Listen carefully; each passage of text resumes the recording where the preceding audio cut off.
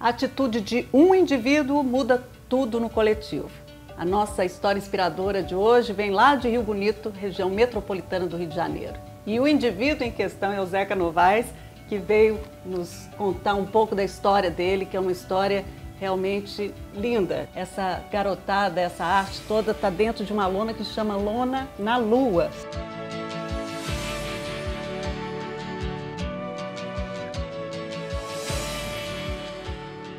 Porque o que eu sei, que eu li, é que você é um ator, mas você teve que abrir mão de um sonho para fazer isso acontecer, quer dizer, para criar algo até com um propósito muito maior.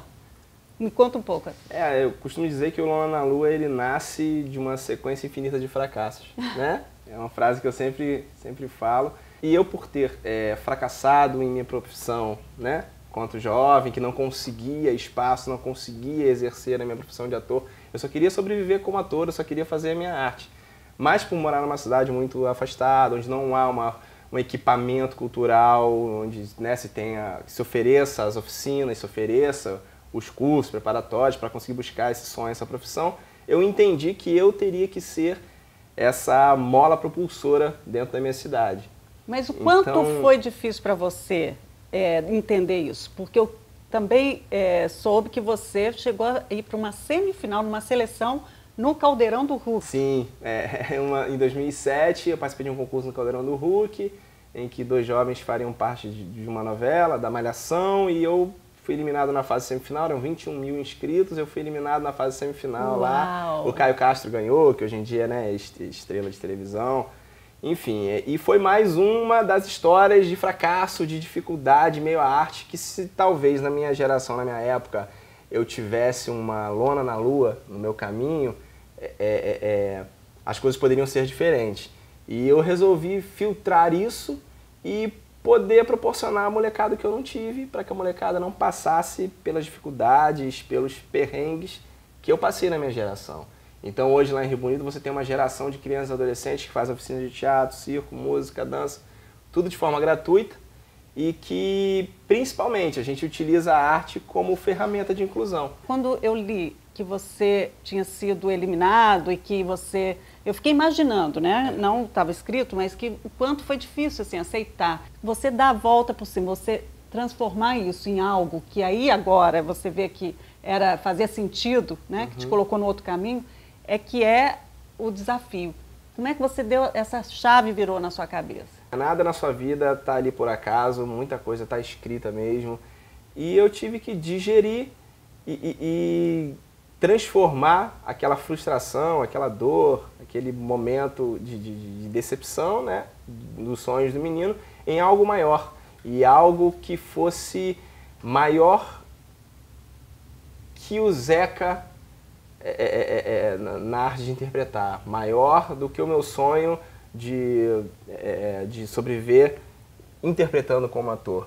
Então, assim, a gente na Lona, a gente sempre fala isso, que a gente aprendeu desde cedo a filtrar a dor em poesia e a gente vive reverberando isso e que eu tenho muito orgulho, sabe, de ter voltado ao palco do Caldeirão, do Hulk lá. Ah, então, você eu teve voltei, 8 anos volta, depois, o Luciano me surpreendeu, foi lá na Lona, reformou a Lona, ficou lindo, o Luciano é um cara incrível, do bem pra caramba, reformou a nossa Lona, mostrou pro Brasil inteiro o que aquela molecada lá é capaz de fazer, e esse legado é muito maior do que talvez se eu ganhasse lá o concurso e fosse fazer TV, fosse fazer uma novela. As vidas que foram transformadas, a quantidade de crianças e adolescentes que passaram ao longo desses 8 anos no projeto, mais de 1000 crianças e adolescentes, talvez essas vidas não seriam transformadas dessa forma se o Zeca não tivesse sido eliminado. Então tudo na vida tem um propósito, nada é à toa, eu não estou aqui sentado ao seu lado à toa. Então vamos falar do Lona na Lua. Sim. Então é um projeto que atende, como você falou, já há 8 anos, é um projeto sociocultural. Isso. E aí você identificou ali uma carência, né? Porque tinham, como você, outras pessoas poderiam querer seguir a carreira artística ou desenvolver algum talento e não tinha um espaço. E aí como é que você falou, pô, então eu vou montar uma tenda? Foi assim? Não, pois é. Então a cidade não havia nenhuma ferramenta, nenhum equipamento, não havia teatro municipal, não havia cinema. Então, eu cismei de armar uma lona na lua, porque quem arma uma lona na lua faz arte em qualquer lugar. Vem dessa licença poética, nada mais absurdo do que você armar uma lona na lua. Só que não tinha lona, não tinha nada. Era uma tendazinha de praia. Tinha uma tenda de praia, o camarim era feito de bambu, eu passava pasta de dente no rosto para fazer maquiagem, pegava dinheiro no pedágio, no trânsito lá, a gente fazia dessa forma e a gente foi chamando pessoas, chamando todo mundo, quem quisesse contribuir, colaborar. Amigos, começa sempre assim, né? Sim. Com amigos.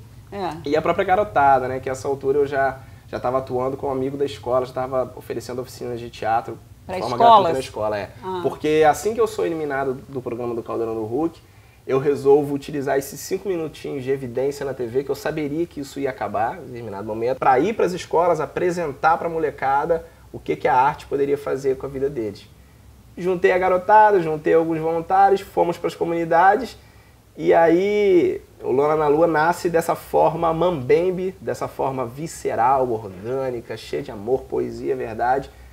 Aí até que a gente consegue, né, que chega em Rio Bonito uma lona cultural de 320 metros quadrados, que é o nosso espaço, um espaço cheio de amor, cara, cheio de verdade, e que a gente é muito feliz ali embaixo daquela lona. E você atua como? Você está lá Eu atuo como coordenador geral e diretor de espetáculos também. E o bacana disso é que tem alunos da Lona que passaram pelo projeto, que hoje são professores do projeto. A metodologia do Lona na Lua, ela vai para além da formação, da formação artística. A gente oferece primeiro emprego em muitas das vezes, isso é muito legal, né? Isso é muito gratificante. Isso transforma a vida mesmo, né? Para valer. Sempre tem, né? As pessoas que nos inspiram, mas tem uma pessoa em especial que falou com você, não foi? Para você seguir, que você tinha um propósito realmente maior. Foi Mohamed Yunus, né? Eu tive a oportunidade de conhecê-lo através do quadro Por Todos por Um. Mohamed Yunus, que é o Prêmio Nobel da Paz, né? E foi muito bonito tudo, porque a forma como ele colocava, como ele compreendia, como ele falou, né? Que bom que você foi eliminado, parabéns por você ter sido eliminado, porque isso te levou a fazer algo mais importante de sua vida. E aí eu lembro que acabou a entrevista, né?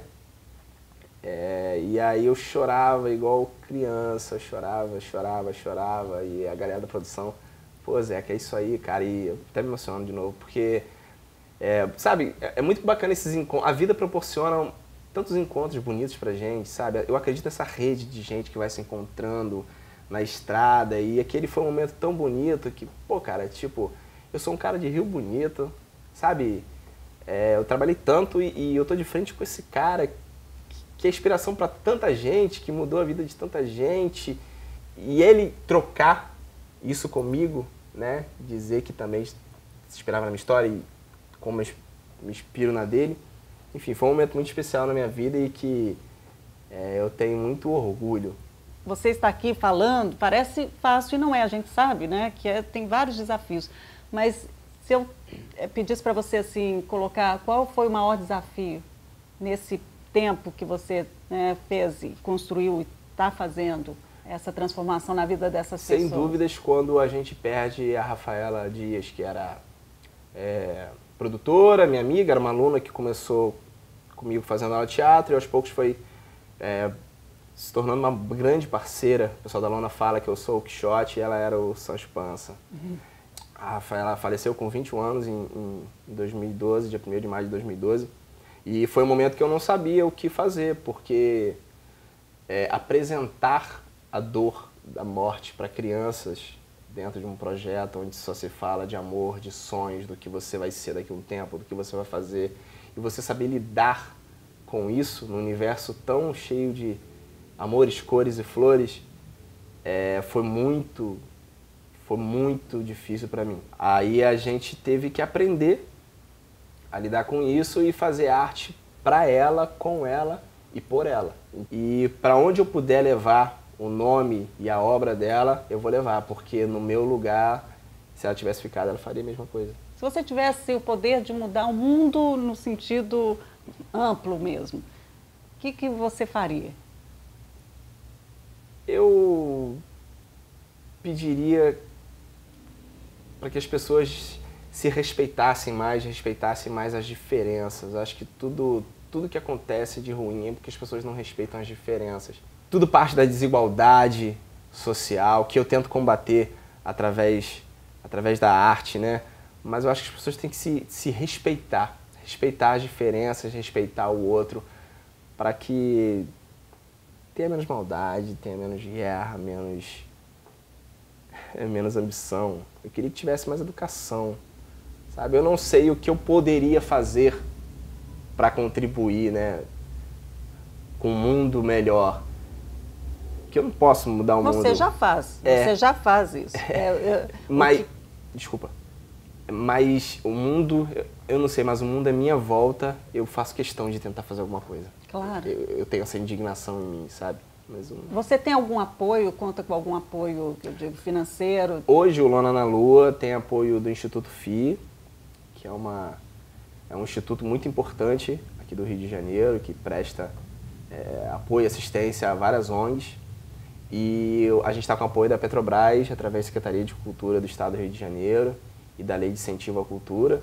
Eu fico feliz porque chegou um momento em que um movimento lá de Rio Bonito, lá daquele pedacinho ali, conseguiu ser visto e ser respeitado e conquistar credibilidade, né, cara? Isso é muito especial pra gente. Também são 8 anos de trabalho ali, né? Diário, né, Zeca? Muita luta. Muita luta. E se tiver alguém aqui vendo a gente com a intenção de fazer algo parecido, ou não, ou como pensando talvez assim, porque às vezes a gente acha que a gente não tem nada para contribuir, né? No sentido social, né? E aí que você falou de respeitar as diferenças e também entender que a gente faz parte de um todo, que a gente está junto numa rede, né?